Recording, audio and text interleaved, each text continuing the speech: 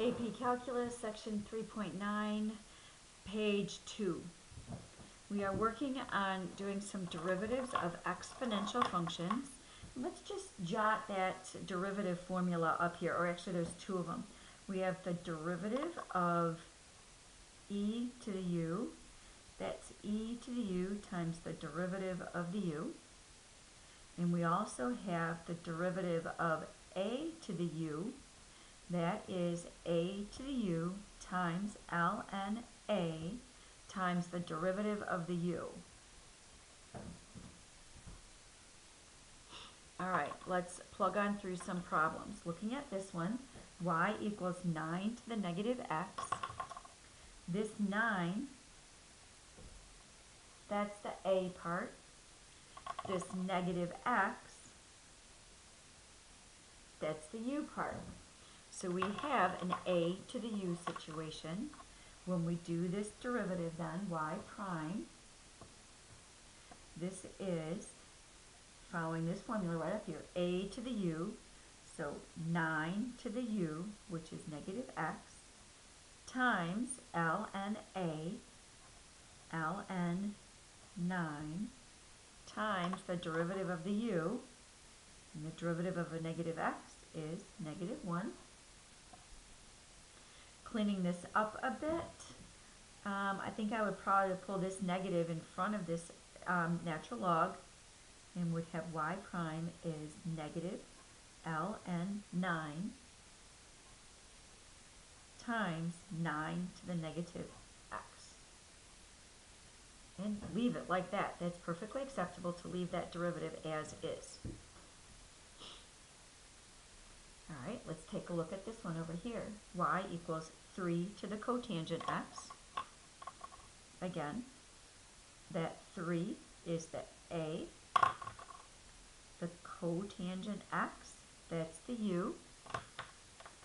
So when we do this derivative, y prime, so we have this a to the u situation, that's going to be a to the u, so 3 to the cotangent x, times ln a, so ln 3, times, now the derivative of the u, the derivative of cotangent, be careful, not inverse cotangent, but the derivative of cotangent, that is negative cosecant squared x.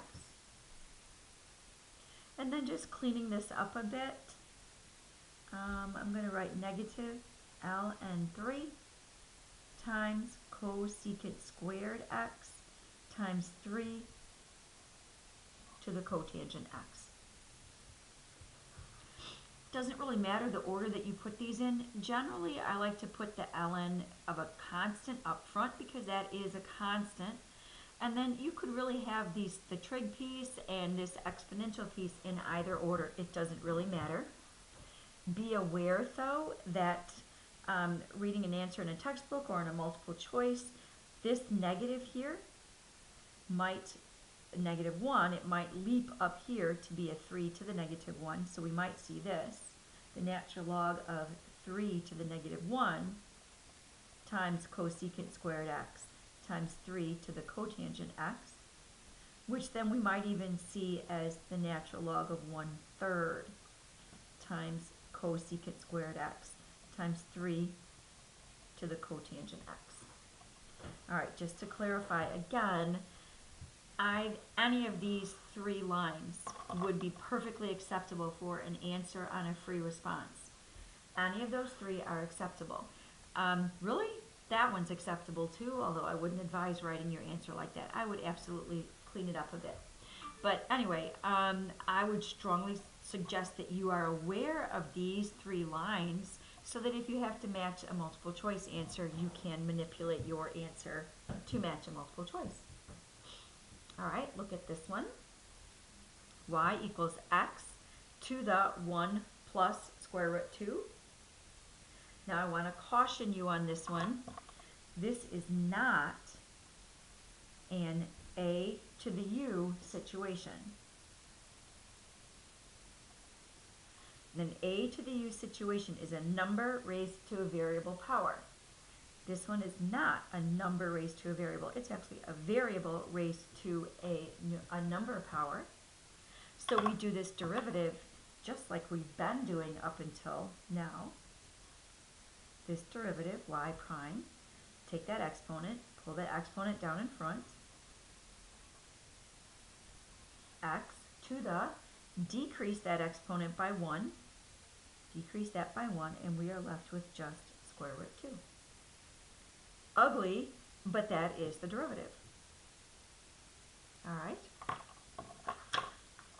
Moving on then on this page, let's leave the exponentials for a while and let's talk about some derivatives of logs. The first thing that we want to find the derivative of is the natural log of x. And I want you to refresh your memory on your pre-calculus. Do you recall that the natural log of x is log base e of x? And then we could take this expression and rewrite it into exponential form. E to the y equals x. That's just flipping back and forth between logarithmic and exponential form. Now let's take the derivative of both sides. The derivative of e to the y is equal to the derivative of x. All right, on the left side, the derivative of an e to the y, that is e to the y times the derivative of the y, dy dx, equals, and on the right-hand side, the derivative of an x, that's a 1. Solve for dy dx.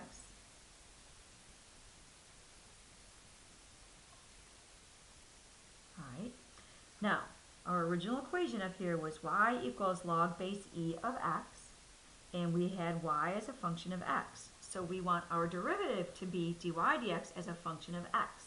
So I gotta change out those e to the y's. Well, what is e to the y? From right here, e to the y is x.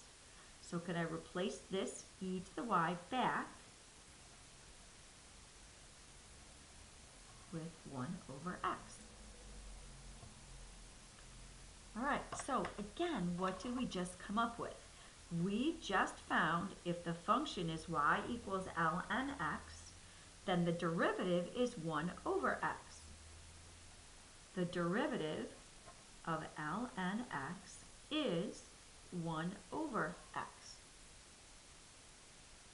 And expanding that to involve the chain rule, the derivative of derivative sub x of ln u is 1 over u times the derivative of the u. D sub x of ln u is 1 over u times the derivative of the u. Oh, those stars are coming out again. Please memorize. Thank you very much for tuning in.